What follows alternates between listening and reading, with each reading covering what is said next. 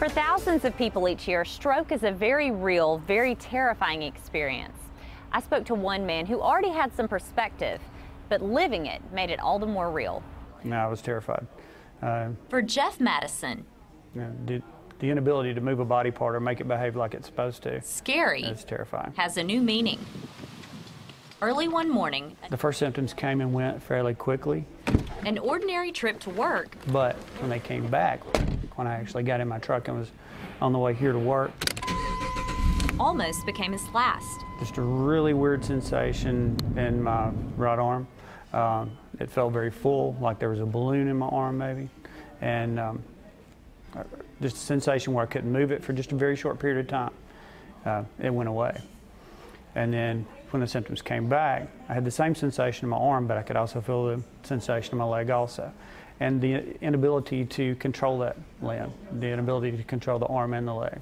And my right ear was ringing pretty bad. The symptoms, those of a stroke. What saved his life? Early treatment.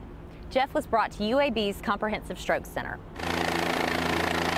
A new designation that means life-saving treatment is available for stroke patients at all times, including the most severe cases of stroke. The director of the center is Dr. Toby Gropin. We have a stroke team. We work with the emergency department, neurology, neurosurgery, interventional folks. We all work together to do a couple of things. To make sure the patient is stable medically, in terms of basic things like breathing and blood pressure. So that's important. But also to do some rapid imaging to see what's going on, and typically that would be a CAT scan or a CT scan to make that first kind of question, is it bleeding or a blockage? But Dr. Gropin says the first part of care is knowing what a stroke looks like, because a person experiencing one may not be able to communicate their symptoms. Sudden change in speech, sudden change in vision, sudden weakness or numbness on one side, sudden inability to walk, sudden headache, especially if you don't typically have headaches.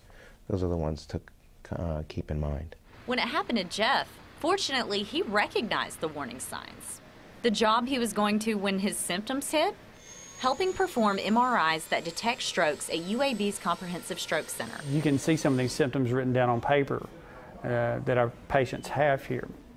And until you have them yourself, you can't really comprehend it. You can't really believe how terrifying it really is. For more information about stroke symptoms and UAB's Comprehensive Stroke Center, head to WIT.com and click on Highlight on Help. I'm Mary Stackhouse with more coverage you can count on.